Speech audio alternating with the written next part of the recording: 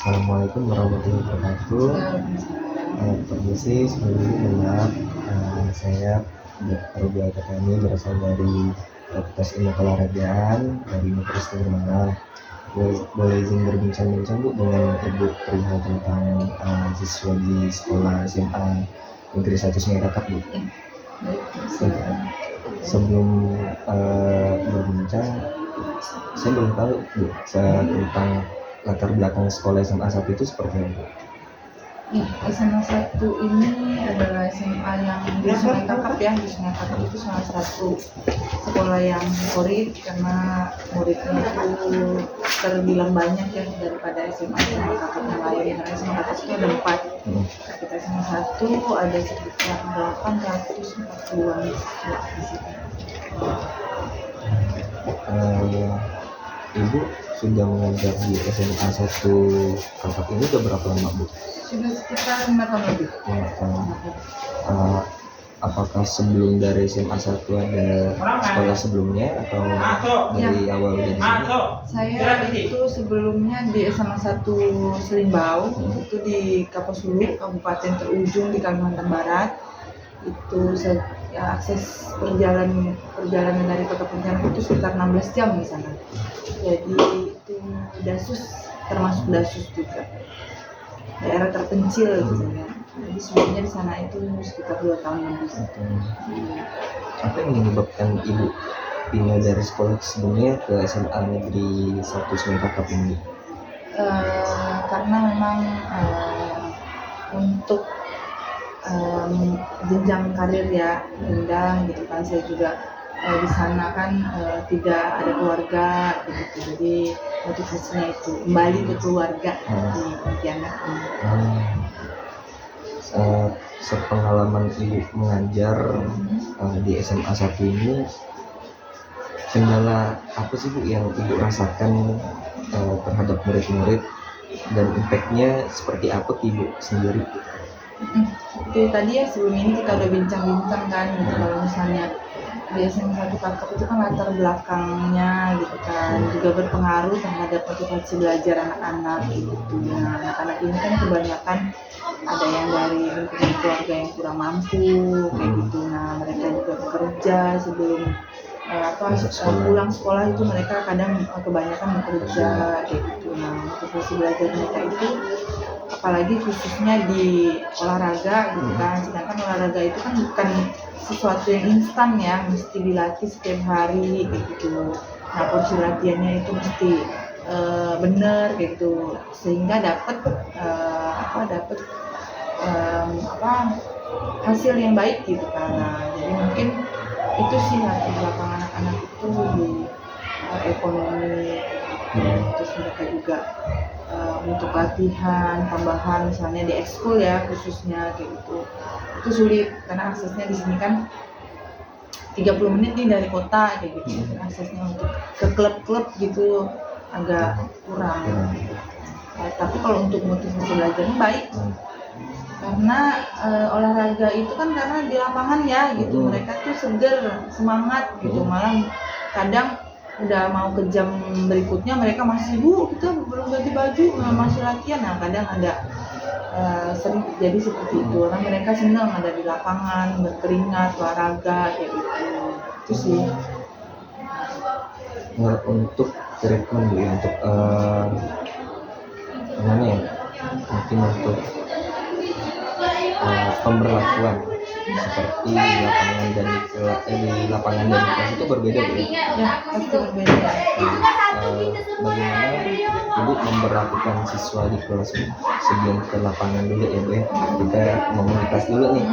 Untuk di kelas itu bagaimana sih cara Ibu memperlakukan atau mentreatment siswa ketika tidak di lapangan? Tadi kan abang nanya kenapa anak-anak minggu ini belum keluar ke lapangan. Itu kan kita pasti di awal semester itu ada kesepakatan kelas dulu. Nah, kesepakatan kelas itu apa-apa aja. Nah, itu yang kita pakai, peraturan itu, rules itu yang kita pakai. Misalnya mereka jam berganti jam, mereka 10 menit sampai 15 menit kita kasih waktu untuk berganti pakaian kayak gitu. 20 menit sampai 25 menit mereka boleh berganti pakaian kembali untuk melakukan pembelajaran berikutnya kayak gitu kan. Nah, kalau di kelas itu pasti karena lingkungan belajarnya juga beda kan. Nah, lapangan dan di kelas itu pasti mereka lebih disiplin karena kan di bangku masing-masing. Saya nanya anak-anak ya. Ibu pernah memarahi siswa ketika masuk kelas gitu? Nah, Rasulullah ini kan nyanyi. Mungkin dari pasti ada. Kan itu pasti ada ini ya konsekuensinya ya kan, karena dari awal udah ada kesepakatan kelas nih kayak gitu. Nah, nanti dari kesepakatan itu kan kita ada nih dikembalikan lagi ke anak-anak. Kalau misalnya 15 menit belum kumpul apa kayak gitu konsekuensinya kan gitu. Nah, itu kita sepakati di awal pembelajaran. Terus untuk di materi Bu ya, materi belajar. Nah, ketika pembelajaran dilakukan di kelas itu, diskusinya itu seperti apa Bu?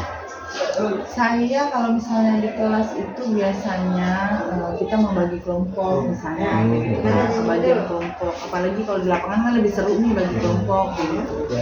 Nah, pastinya ada ice breaking dulu kalau di kelas gitu kan, karena kan ice breaking anak-anak kadang habis belajar matematika nih dia pusing mumet gitu kan, kita kembalikan lagi motivasi belajar dia atau ice breaking, kita ice breaking dulu gitu. Misalnya juga di lapangan juga saya berlakukan seperti itu misalnya.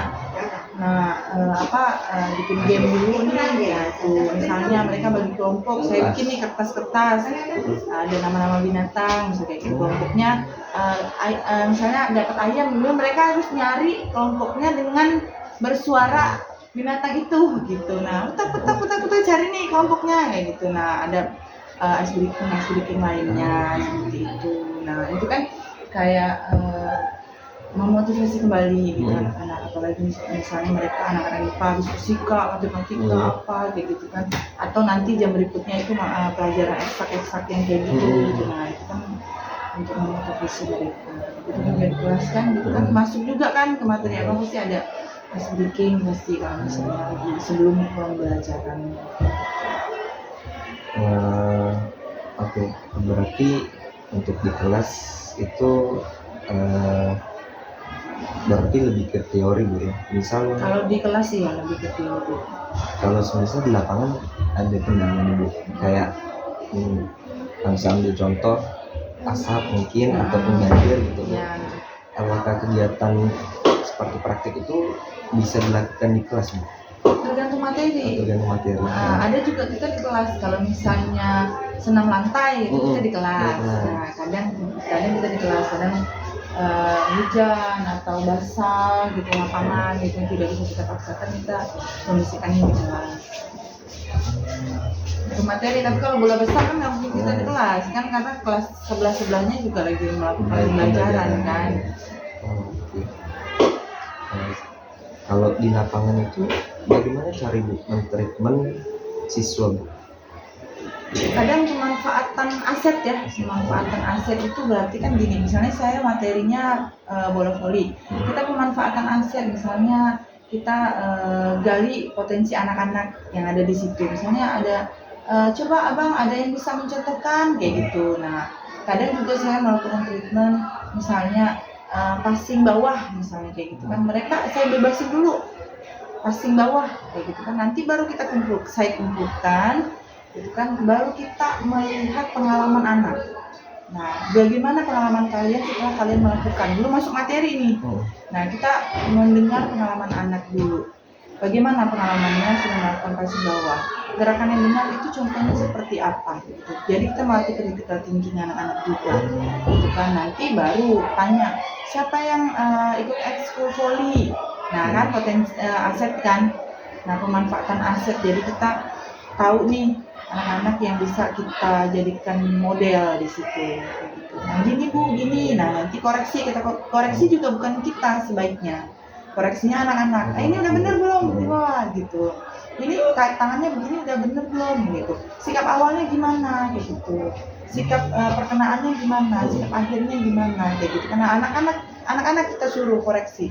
Nanti setelah mereka udah menggali pengalaman mereka sebelumnya itu baru kita koreksi.